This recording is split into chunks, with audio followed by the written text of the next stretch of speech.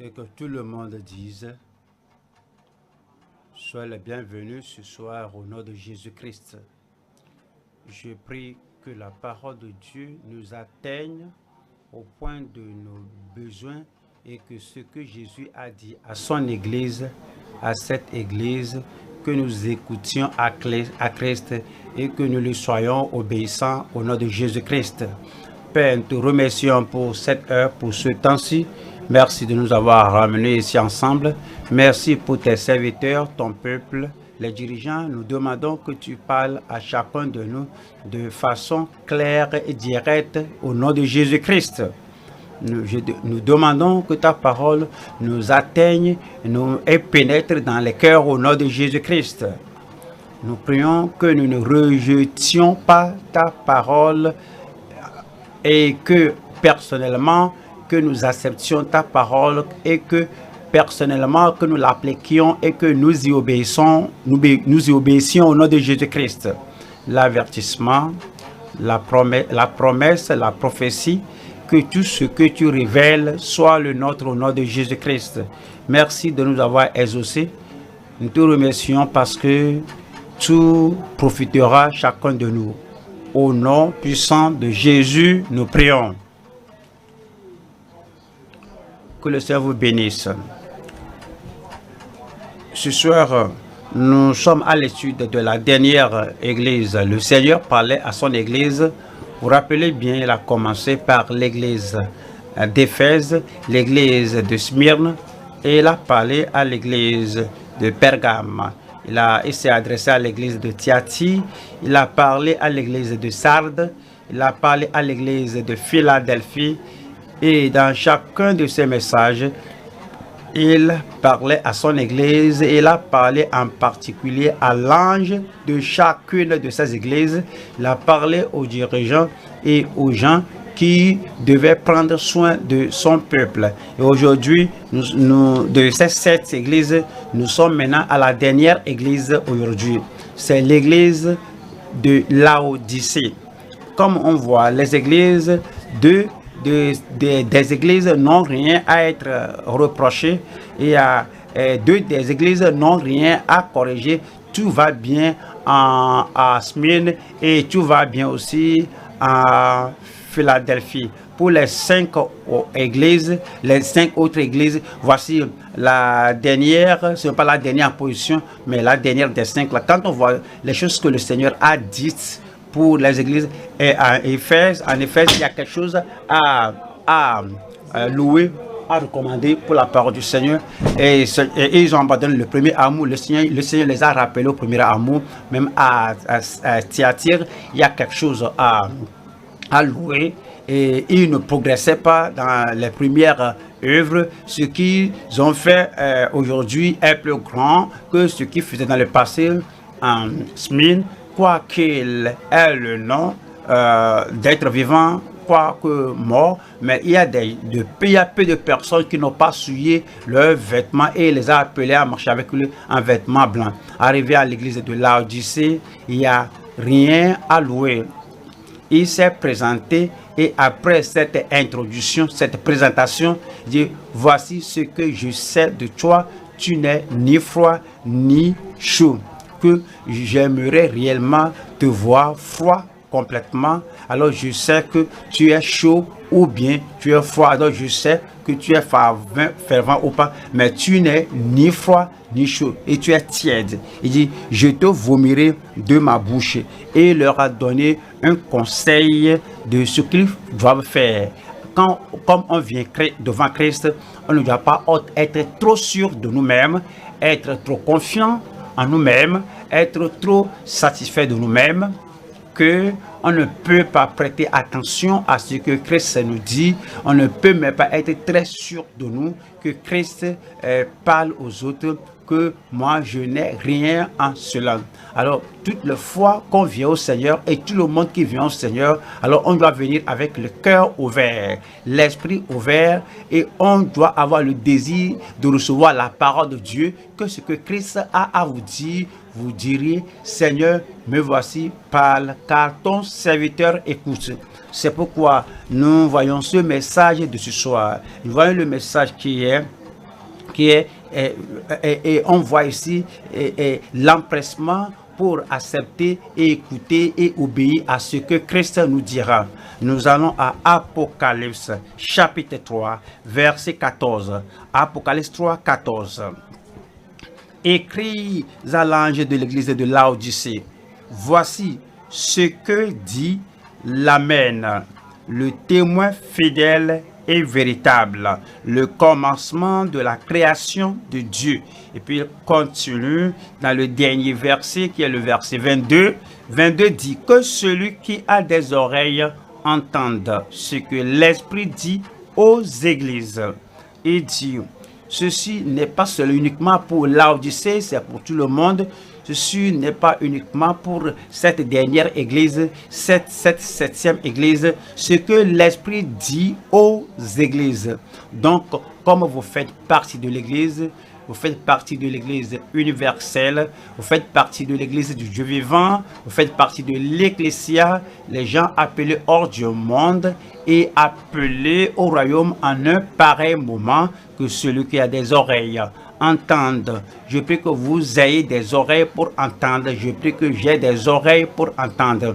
Je ne dirai pas que je prêche, je suis dirigeant, je suis là toutes ces années, que ma position est là et ma position est sécurisée à cause de cela. Quel que soit ce que Christ dit, qu'il leur parle, qu'il ne me parle pas, je prie que mon cœur reçoive. Il faut le dire pour vous-même. Je prie que mon cœur reçoive. Je prie que votre cœur reçoive au nom de Jésus-Christ. Ce soir, on voit le message qui est réveiller l'Église de la tiédeur des derniers jours. Nous ne condamnons pas l'Église, que ce soit celle de Laodicée ou une autre Église. On n'a pas ce droit de corriger l'Église ou de doiter l'Église. Alors, on ne doit pas, sinon, tout ce qu'on peut faire, c'est de prier ou intercéder pour réveiller l'Église de la tiédeur des derniers jours. Soulignez ces mots-là, cette expression derniers jours. Le Seigneur a dit que le temps de sa venue, il a posé la question, trouverai-je la foi sur la terre? Il y aura des gens à la fin de cet âge, à la fin de cette dispensation, au lieu d'avoir la foi fervente en Dieu, au lieu d'avoir la passion zélée pour le Seigneur, ces gens perdront leur foi. C'est pourquoi nous disons que cette tiédeur est une caractéristique de l'Église des derniers temps. Et alors le Seigneur va vouloir réveiller l'Église de la tiédeur des derniers jours. Et le message est divisé en 3 parties. Première partie, la révélation de la souveraineté du Rédempteur aux Laodiciens. Numéro 2, la reconnaissance et la repentance de l'état de tiédeur. 3, la restauration et la ressemblance des saints au Seigneur. La restauration et la ressemblance des saints au Seigneur. Allons au numéro 1, c'est la révélation de la souveraineté du Rédempteur aux Laodiciens. Comme nous voyons cela, voyons verset 14. Apocalypse 3, voyons le verset 14. Écris à l'ange de l'église de Laodicée. Voici ce que dit l'Amen, le témoin fidèle et véritable, le commencement de la création de Dieu. Ici, nous trouvons l'identification du Seigneur Jésus-Christ, l'introduction du Seigneur Jésus-Christ. Ici, nous voyons les marques caractéristiques du Seigneur Jésus-Christ. Numéro 1, il est l'Amen. Numéro 2, il est le témoin fidèle et véritable. Numéro 3, il est le commencement de la création de Dieu. Numéro 1, l'Amen de l'alliance de Dieu. L'Amen de l'alliance de Dieu. Au fait, toute alliance que le Seigneur a faite, toute alliance que le Dieu Tout-Puissant a faite, Christ est l'affirmation, Christ est l'Amen. Et le mot Amen, là, vous comprenez? Alors, il dit, ainsi soit-il, qu'il en soit ainsi. Il est Christ. par son sacrifice, il est Christ par son expiation, il est Christ par le prix qu'il a payé, qu'il est devenu l'alliance de Dieu. Dans le Nouveau Testament, c'est en vérité, c'est certainement. Alors c'est pourquoi on voit que ce soit à la fin ou bien au commencement d'une parole que Christ veut réellement affirmer et accomplir, et il dit, en vérité, je vous le dis.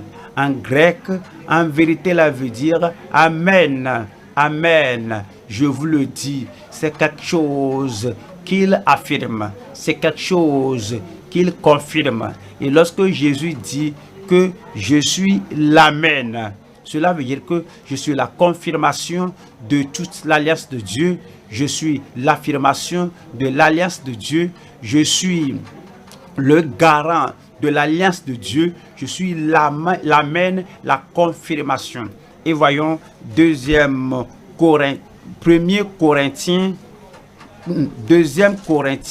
chapitre 1 verset 20. Car pour ce qui concerne toutes les promesses de Dieu, c'est en lui qu'est le oui, c'est pourquoi encore l'Amen.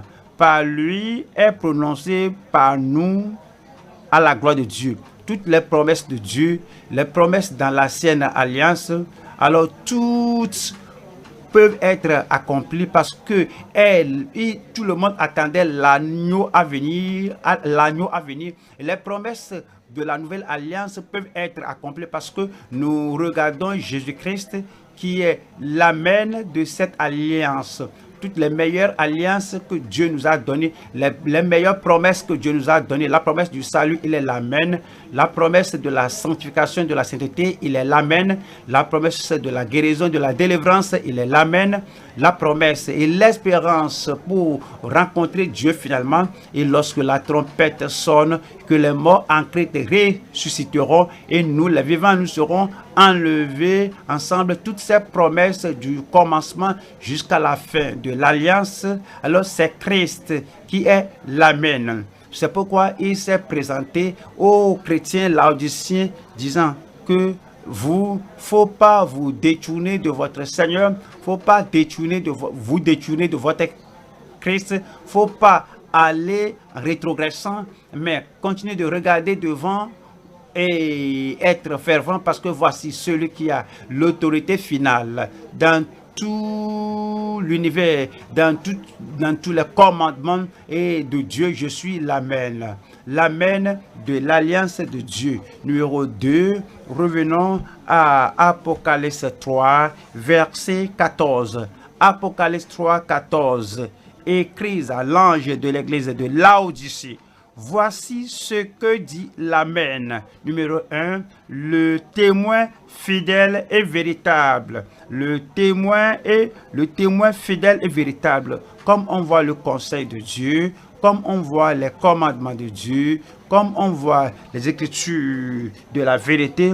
Alors voici Christ qui nous dit qu'il est l'autorité finale dans cette parole et c'est lui qui nous fait comprendre, qui nous fait authentifier tout le conseil de Dieu, toute la parole de Dieu, et dit que vous vous rappelez, lorsqu'il donnait le message aux gens, il dit que je ne suis pas venu abolir la loi ou les prophètes. Comment pourrais-je le faire? Parce qu'il est l'affirmation de tout le conseil de Dieu. Vous vous rappelez ce qu'il avait dit lorsqu'il a dit cela, que le ciel et la terre passeront, mais mes paroles ne passeront pas. Comment ces paroles passeront-elles? Il est l'affirmation de tout le conseil de Dieu. Voyons, Ésaïe 55, verset 3, 5. Ésaïe 55, verset 3. Prêtez l'oreille et venez à moi. Écoutez et votre âme vivra. Je traiterai avec vous une alliance éternelle pour rendre durable mes faveurs envers David. Verset 4 dit, voici, je l'ai établi comme témoin.